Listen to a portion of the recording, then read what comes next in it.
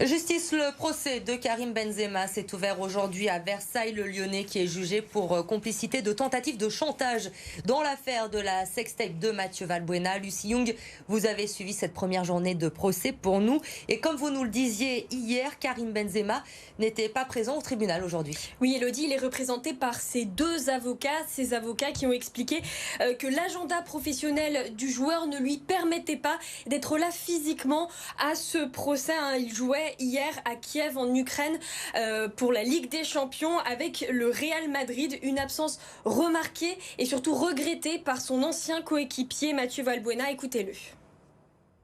Aujourd'hui, ça fait 6 ans qu'on a cette affaire. Je constate que tout le monde est là, presque. C'est-à-dire qu'il manque Karim.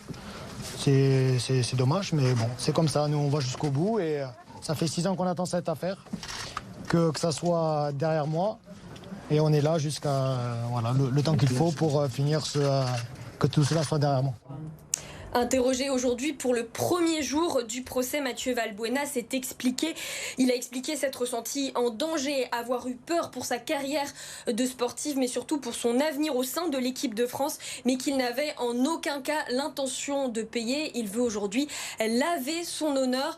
Quant à l'implication de Benzema dans cette affaire, Mathieu Valbuena explique à la barre, je cite, « J'étais choqué, j'ai senti qu'il voulait avec insistance me faire rencontrer une personne pour faire l'intermédiaire. Il n'a pas voulu m'aider. » Il a toutefois, Mathieu Valbuena, exprimé des regrets. « Je n'aurais pas porté plainte si j'avais su que Benzema était dans cette histoire. » Karim Benzema, Lucie, qui est jugé avec 4 autres personnes. Qu'en est-il justement de leur défense? Eh bien, ces 4 autres prévenus présents donc physiquement à l'audience ont tenté de minimiser leur implication dans l'affaire. Mustapha Zouaoui, l'un des maîtres chanteurs, explique qu'il n'a fait que partager, diffuser cette vidéo. Il n'y a pas eu de chantage, on n'a pas demandé d'argent, et dit-il.